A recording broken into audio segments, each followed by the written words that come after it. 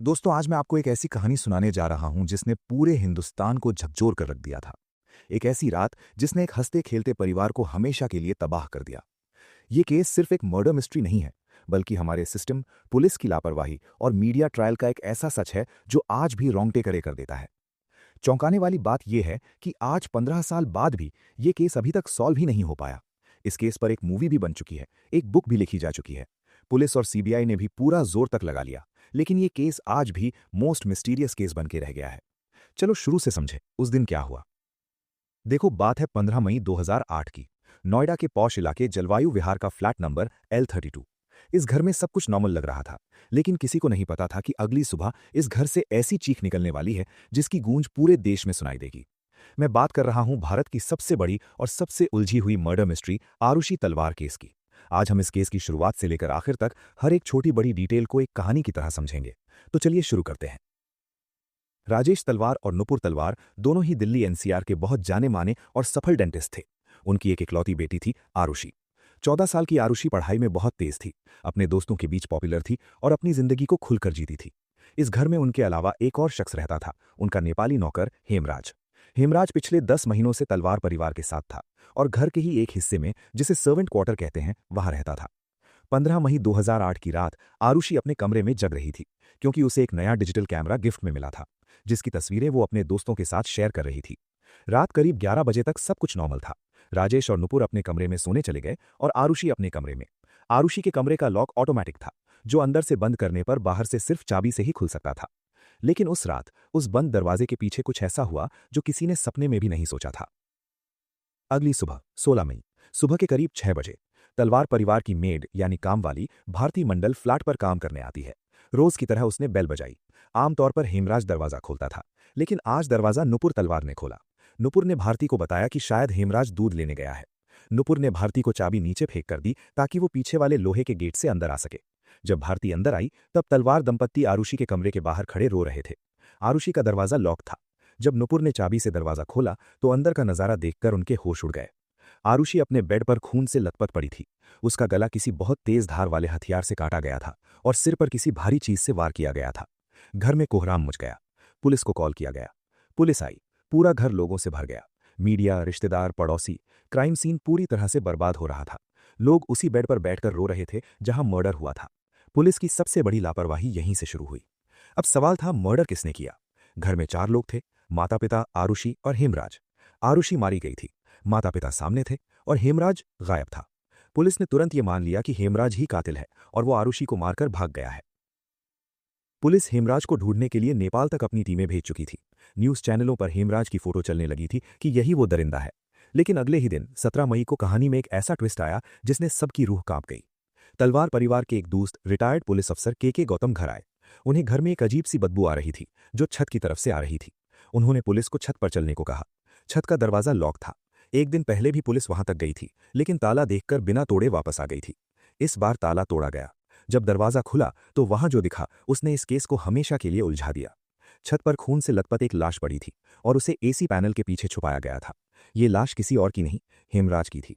जिसे पुलिस और मीडिया पिछले 24 घंटे से कातिल समझ रही थी, वो खुद एक शिकार था। हेमराज के मरने का तरीका भी बिल्कुल आरुषि जैसा था। सिर पर भारी वार और गला तेज धार हथियार से कटा हुआ। साथ ही छत पर खून के घसीटने के निशान थे, जिससे पता चल रहा था कि हेमराज को छत पर मारकर घसीटा गया था। अब सबसे बड़ा सवाल, अगर हेमराज ने नहीं मारा तो इन दोनों को किसने मारा। घर से बाहर से किसी के जबरदस्ती घुसने यानी फोर्स्ड एंट्री का कोई निशान नहीं था। यूपी पुलिस ने थोड़े दिन बाद एक प्रेस कॉन्फ्रेंस की, जिसने सबको हैरान कर दिया। उन्होंने सीधे राजेश तलवार को गिरफ्तार कर लिया और उन पर ऑनर किलिंग का आरोप लगा दिया। पुलिस का कहना था कि राजेश ने आरुषि और हेमराज को आपत्तिजनक हालत में देख लिया था और गुस्से में दोनों का मर्डर कर दिया।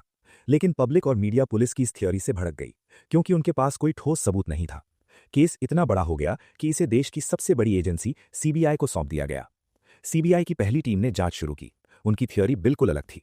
उन्होंने राजेश तलवार को क्लीन चिट दे दी और अपना फोकस तलवार परिवार के आसपास के नौकरों पर शिफ्ट किया। सीबीआई का मानना था कि उस रात ये तीनों हेमराज के कमरे में शराब पीने आए थे। वहां किसी बात पर झगड़ा हुआ, उन्होंने हेमराज को मारा और जब आरुषि उठ गई तो उन्होंने उसका भी मर्डर कर दिया। इन तीनों का नार्को टेस्ट और ब्रेन मैपिंग भी हुई, जिसमें उन्होंने आधी अधूरी बातें कबूल भी की। पर भारतीय अदालतों में नार्को टेस्ट को ठोस सबूत नहीं माना जाता और क्राइम सीन से उन नौकरों का कोई डीएनए या फिंगरप्रिंट मैच नहीं हुआ। सबूतों के अभाव में सीबीआई को उन्हें छोड़ना पड़ा। 2009 आ चुका था, केस आगे नहीं बढ़ रहा था, तो सीबीआई ने एक नई टीम बनाई।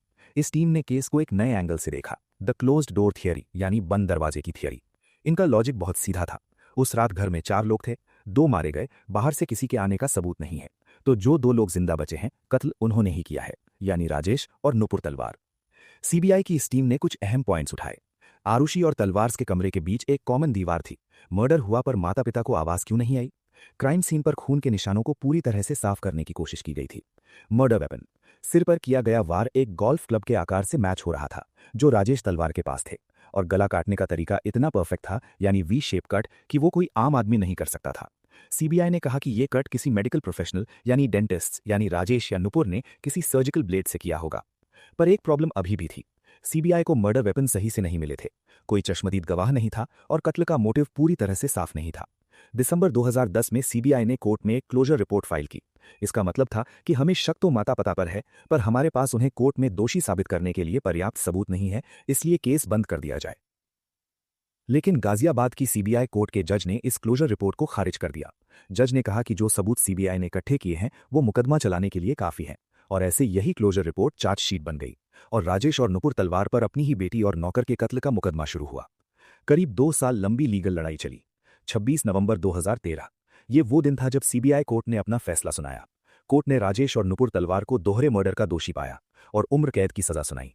तलवार दंपत्ति को दासना जेल भेज दिया गया। लेकिन कहानी यहां खत्म नहीं होती। तलवार्स ने इस फैसले को इलाहाबाद हाईकोर्ट में चुनौती दी। 4 साल बाद 12 अक्टूबर 2017 को हाईकोर्ट का ऐतिहासिक फैसला आया। हाईकोर्ट ने कहा कि सीबीआई के पास चेन ऑफ एविडेंस पूरी नहीं है। सिर्फ शक के आधार पर किसी को उम्र कैद नहीं दी जा सकती, और बेनिफिट ऑफ डाउट यानी संदेह का लाभ देते हुए कोर्ट ने राजेश और नुपुर तलवार को बाइज्जत बरी कर दिया। आज राजेश और नुपुर तलवार जेल से बाहर हैं और अपनी जिंदगी को फिर से समेटने की कोशिश कर रहे हैं। पर एक सवाल आज भी वहीं का वहीं खड़ा है, जहां 16 मई 2008 की सुबह था।